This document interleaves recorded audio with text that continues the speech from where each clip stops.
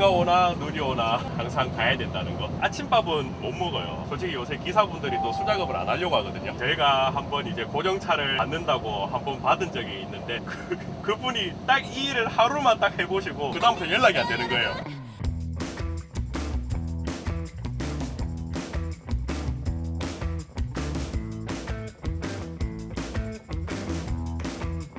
저는 현재 밀양에서 서울 가락시장으로 가는 밀양의 농산물들을 운송을 하고 있고, 주 품목은 고추, 깻잎 위주로 운송을 하고 있어요. 보통 출퇴근 시간은 어떻게 되죠? 제가 집이 부산이에요. 아침 새벽 5시에 집에서 출발을 해가지고 밀양에 새벽 6시 반까지 도착을 해서 상차를 하고 한 오전 9시 반에서 10시 사이 밀양에서 이제 출발을 해서 가락시장에 도착을 해가지고 하차를 하고 수도권에서 한 2시간, 3시간 좀 쉬었다가요. 제가 이제 내려오는 하행짐을 상차를 하러 가고 있는 그런 패턴으로 일을 하고 있죠. 일하는 시간이 보통 그냥 쉬는 시간까지 다 포함해버리면은 하루 한 19시간, 20시간 정도 일을 하는 것 같아요. 잠은 이제 부산 내려와가지고 자는 거죠. 5시간, 6시간 정도는 내 잘 시간이 있는 거죠. 근데 그 다음날 일을 한다고 했을 때 솔직히 아침밥은 못 먹어요. 아침밥은 못 먹고 서울 올라가가지고 한 2시, 3시 정도에 저녁 겸 아침 겸 점심으로 다 해결을 하는 거죠. 하루에 한 끼? 하루 한 끼면 네, 적을 수도 있는데 그래 먹어도 살이 찌더라고요. 하루에 한 끼 먹는다고 해가지고 뭐 2인분, 3인분 이렇게 먹는 게 아니고요. 아마 근데 그게 큰 것 같아요. 아무래도 시간에 쫓기는 직종이다 보니까 빨리 먹고 조금이라도 더 쉬려고 하는 그런 게 조금 큰 것 같아요. 너무 이 화물을 갖다 어렵게 생각하시는 분들이 많더라고요. 그런데 그걸 갖다 좀 쉽게 설명해드리고 싶었어요. 처음부터 내가 여기를 어떻게 가지? 나 이거 한 번도 안 해봤던 집인데? 나는 이 일 말고는 못 해볼 것 같은데? 그렇게 생각하면은 화물차는 돈 못 벌어요. 이게 화물차가 열심히만 하면은 돈을 벌 수밖에 없는 구조거든요. 한번 좀 쉽게 설명을 해드리고 싶어가지고 출연을 하게 된 거죠. 화물 운송 자격증 취득할 수 있는 나이가 만 21세일 거예요. 제가 사업자 개업 연도가 2011년이거든요. 한 12년? 네, 이 정도 되는 것 같아요. 11년, 12년? 네, 오래 한 편이죠, 나이에 비해서. 원래 저도 흔히 말하는 콜발이라는 직종을 했었어요. 지금은 이제 스마트폰으로 화물을 보고 하는데 그 당시에는 저희 이제 무전기, 지금은 24시콜이라는 어플이라는 콜발이로 하는데 옛날에는 이제 전국 특송이라는 무전기가 있었거든요. 그때 이제 무전기를 잡고 일을 했었죠. 그러다가 이제 밀양에 온 계기는 제가 조금 콜바리가 좀 지칠 때 조금 놀고 있으니까 아버지의 권유로 인해 아버지도 화물차를 하고 계세요. 아버지 지인이 또 제가 지금 일하는 밀양의 소장이거든요. 네, 그래가지고 어떻게 하다 보니 밀양으로 들어오게 됐죠. 처음엔 걱정했어요. 장거리 다니고 제가 이거 짐 쌓고 이라는 게뭐 차 위에서 하다 보니까 안전사고라든지 교통사고라든지 그런 부분에서 정말 걱정을 많이 했어요. 특히 저희 부모님이, 어머니가 걱정을 많이 하셨죠. 했는데 이게 이제 세월이 2년, 3년, 4년 막 지나다 보니까 이제 무뎌지시는 거예요. 다들 그냥 잘하고 있네. 저희는 전화만 잘 받으면 되거든요. 저희 화물 일 하시는 분들은 일 때문이든 사적인 일이든 일단 전화만 잘 받으시면 돼요. 그러면은 그게 별일 없다는 거다. 네, 그렇게 생각하시면 돼요. 사고가 한 번도 안 나셨어요? 네, 제가 사고가 한 번도 안 나가지고 이번에 그러니까 저희 원래 1년마다 운수 종사자 교육을 받아야 돼요. 받아야 되는데 저는 그게 이제 면제된다고 문자가 왔거든요. 10년 무사고라고 해가지고 경찰에서도 이제 10년 무사고 되신 분들에 한해가지고 또 표창장을 또 주는 게 있어요. 네, 그것도 지금 신청해 놓은 상태고 아직 받지는 못했어요. 수입적인 면에서는 만족을 해요. 왜냐면 이게 고정적인 일이기 때문에 만족은 하는데 경조사라든지 어디 뭐 놀러를 간다든지 그럴 때 저희는 항상 주말에 일을 해야 되니까요. 남들이 쉴 적에 그게 조금 한 30%가 아쉬운 것 같아요. 물론 다른 차들도 똑같겠지만 저희는 무조건 공휴일이든 빨간 날이 일요일이든 일을 해야 되거든요. 그것 때문에 조금 30%가 부족한 것 같아요.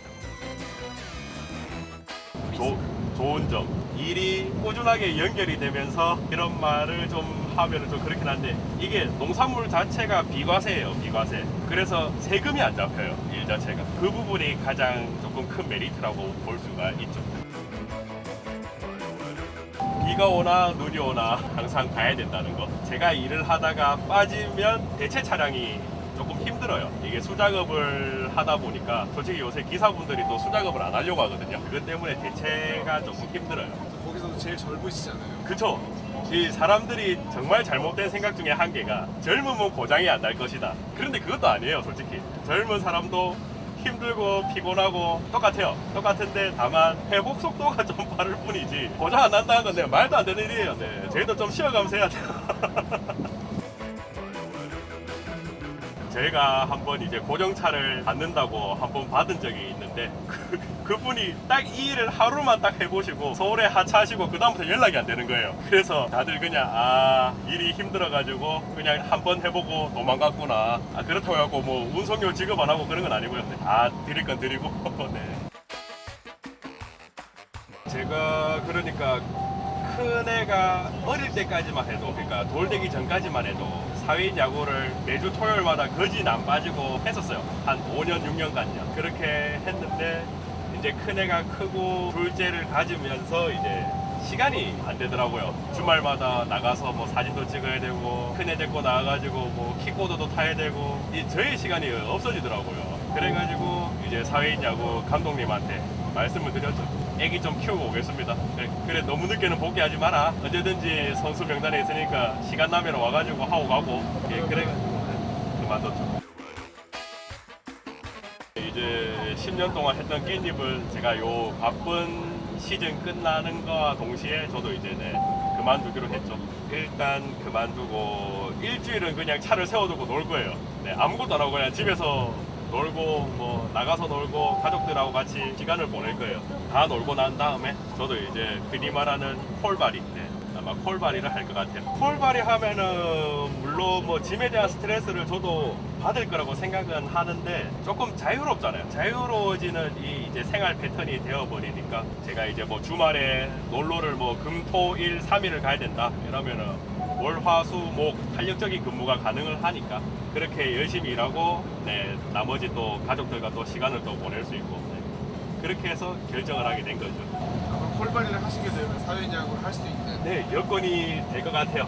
아마 저는 이제 콜바리를 한다고 해가지고 진짜 막 월요일부터 금요일까지 막 일을 하지는 않을 것 같아요. 제 할당량, 그러니까 제 흔히 말하는 매출 딱 목표치만 채워놓고 만약에 그게 목요일이 됐다 이러면 금요일부터가 쉬는 거죠. 금, 토, 일 쉬고 금요일 가족하고 보내고 토요일은 제 운동하러 갔다가 다시 일요일 가족하고 보내고 그런 식으로 한번 해보고 싶습니다. 아무래도 걱정이 없다고 하면은 거짓말이죠. 왜냐면 맨날 고정적인 금액이 들어오는 일을 하다가 이제 콜바리를 하면은 결제도 뭐 60일이 될 수도 있고 빨리 주는 데는 빨리 주겠지만요. 그냥 그런 이제 금전적인 부분이 조금 걱정은 되긴 돼요. 제가 올라가는 운반비가 항상 이게 뭐 농산물이 뭐 박스당 받는 단가도 있고 저 같은 경우는 이제 계절발이라고 해가지고 차당 얼마씩 받는 거예요. 그냥 제 차가 이제 18P 차량인데 제가 밀양에서 상차를 해서 서울 가락시장까지 50만 원을 받고 올라를 가요.